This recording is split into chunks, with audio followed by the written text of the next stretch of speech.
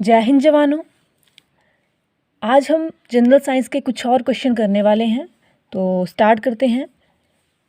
Question है, वायु में 0 डिग्री सेल्सियस पर ध्वनि की चाल होगी। ऑप्शन है आपके पास 344 मीटर पर सेकंड, 232 मीटर पर सेकंड, 332 मीटर पर सेकंड एंड 340 मीटर पर सेकंड। तो इसका जो सही आंसर है वो है ऑप्शन सी, 332 मीटर पर सेकंड। ये आपका 0 डिग्री सेल्सियस पे पूछा हुआ है, तो अगर टेम्परेचर मान लिया यहाँ पे इंक्रीज़ करते हैं, कोई और टेम्परेचर होगा तो फिर जो इसकी चाल है वो भी क्या होगी, इंक्रीज़ हो जाएगी। जैसा कि हमने लास्ट वीडियो में डिस्कस किया था कि ताप बढ़ाते हैं तो फिर वेग या चाल जो है वो भी इंक्रीज़ हो जाएगा।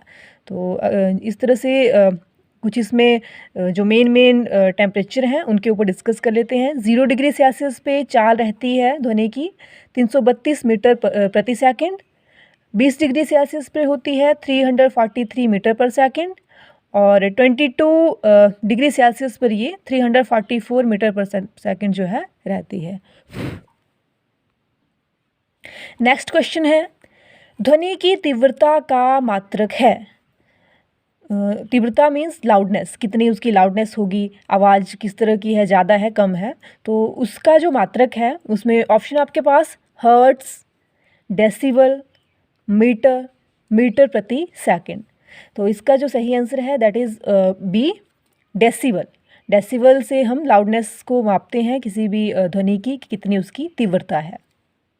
क्वेश्चन है, मनुष्यों के लिए मानक ध्वनि स्तर है। ऑप्शन है 10 डेसिबल, 30 डेसिबल, 50 डेसिबल, 60 डेसिबल। तो मानक ध्वनि स्तर का मतलब कि जिससे ऊपर की ध्वनि हमारे लिए सही नहीं है, मतलब एक लेवल किया हुआ है कि इससे ऊपर की ध्वनि हमारे लिए अच्छी नहीं है और उसके नीचे की जो ध्वनि की तीव्रता है वो उसको सही माना गया है। तो इसका ऑप्शन है आपका D, 60 decibel. This is the answer. 60 decibel से अधिक तीव्रता की जो ध्वनि रहती है वो मनुष्य के लिए खतरनाक होती है। अब कुछ और इसमें जो हमारी डेली की कुछ एक्टिविटीज़ हैं उनकी कितनी तीव्रता उनकी रहती है ध्वनि की वो डिस्कस कर लेते हैं। जैसे श्वसन में जो है 10 डेसिबल इसकी तीव्रता रहती है ध्वनि की। सामान्य बातचीत जब करते हैं तो 50 से लेके 60 डेसिबल तक की इसकी तीव्रता रहती है। यहाँ से भी कई बार क्वेश्चन आता है कि सामान्य बातचीत जो है उसकी जो ध्वनि है उसकी कितनी तीव्रता है, तो ये है आपका 50 से 60 डेसिबल तक। बस की रहती है 120 से 140 डेसिबल और रॉकेट इंजन की जो है 180 से लेके 195 डेसिबल तक ये रहती है। नेक्स्ट क्वेश्चन है, मनुष्य किस आवृत्ति की ध्वनि सुन सकते हैं। इसमें आपके पास ऑप्शन है 20 हर्ट्ज से लेके 20,000 हर्ट्ज। नेक्स्ट है 20 हर्ट्ज से कम। इसके नेक्स्ट सी ऑप्शन है 20 हर्ट्ज से ज़्यादा और डी है सभी, यानी उपयुक्त सभी। तो इसका सही आंसर है 20 हर्ट्ज से लेके 20,000 हर्ट्ज तक। इसको हम 20 हर्ट्ज से 20 किलो हर्ट्ज भी बोल सकते हैं। तो इस रेंज की जो ध्वनि है वही आदमी जो है वो सुन सकते हैं। इससे कम की अगर ध्वनि है 20 हर्ट्ज से तब भी नहीं सुन पाएंगे और अगर 20,000 हर्ट्ज से ज़्यादा की ध्वनि है तब भी हम उसको नहीं सुन पाएंगे। तो जो ध्वनि है उसको उसकी आवृत्ति के अकॉर्डिंग 3 इसके कैटेगरीज बन जाते हैं। एक होता है आपके अवश्रव्य ध्वनि। अवश्रव्य ध्वनि होती है जो 20 हर्ट्ज से कम होती है, इसको भी हम नहीं सुन सकते। मतलब हमारे जो श्रव्यता परिसर है, श्रव्यता परिसर मीन्स जितनी रेंज की जो ध्वनि है जिसको हम सुन सकते हैं that is 20 hertz to 20,000 hertz. तो ये हमारा श्रव्यता परिसर है, मतलब इसी रेंज की जो ध्वनि होगी उसको हम सुन पाएंगे। 20 हर्ट्ज से कम की अगर ध्वनि है तो वो नहीं सुन पाएंगे और उसको हम क्या बोलते हैं, अवश्रव्य ध्वनि। और कुछ एक जो जानवर होते हैं वो इसको सुन पाते हैं, जैसे गैंडा, हाथी, व्हेल, ठीक है, ये इसको सुन पाते हैं 20 हर्ट्ज से कम की ध्वनि को।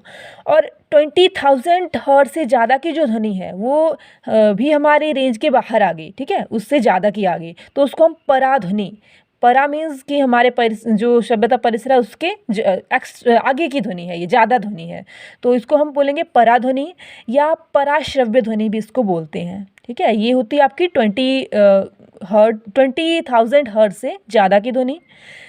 जो चमगादड़ हैं और जो डॉल्फिन है वो उस ध्वनि को सुन पाते हैं। चमगादड़ जो है इसी ध्वनि की हेल्प से जो है अपना जो शिकार है उसको भी जो है उसकी लोकेशन का ये पता इसको चलता है। एक बार फिर से इसको डिस्कस कर लेते हैं। श्रव्यता परिसर जो है वो हमारा रहता है 20 हर्ट्ज से 20,000 हर्ट्ज तक। 20 हर्ट्ज से कम की ध्वनि हम नहीं सुन सकते और उसको हम बोलते हैं अवश्रव्य ध्वनि। 20,000 हर्ट्ज से ज़्यादा की ध्वनि भी नहीं सुन सकते हम, उसको बोलते हैं पराध्वनि। नेक्स्ट है सोनार का प्रयोग किसके लिए किया जाता है? ऑप्शन है जल में डूबे जहाज की जानकारी के लिए, समुद्र की गहराई मापने में, नौचालन में, उपयुक्त सभी। तो जो सोनार है, सोनार को हम इन सभी उस चीज़ों में उपयोग में लाते हैं, ठीक है। उपयुक्त सभी इसका आंसर है ऑप्शन डी। सोनार का मतलब होता है साउंड नेविगेशन एंड रेंजिंग। जो समुद्र होते हैं वहाँ पे अगर किसी जहाज़ का पता लगाना है, कोई जहाज़ कितने, जैसे कोई जहाज़ डूब गया है, कोई पनडुब्बी जो है वो जल में डूब गई है, तो वो कितनी नीचे कितनी गहराई में है, ठीक है, उसका पता लगाना है। समुद्र की गहराई मापनी है। कोई चट्टान अगर समुद्र में है उसका पता लगाना है कितनी डिस्टेंस पे है। तो ये सभी चीज़ें हमारी नौचालन में आती हैं और ये सब काम जो है सोनार की हेल्प से करते हैं। तो इसका क्या होगा? उपयुक्त सभी। तो आज के लिए इस वीडियो में इतना ही। जिन्होंने चैनल को सब्सक्राइब नहीं किया है वो चैनल को सब्सक्राइब कर दें, ज़्यादा से ज़्यादा वीडियो को शेयर करें और इसी के साथ जय हिंद। Thank you.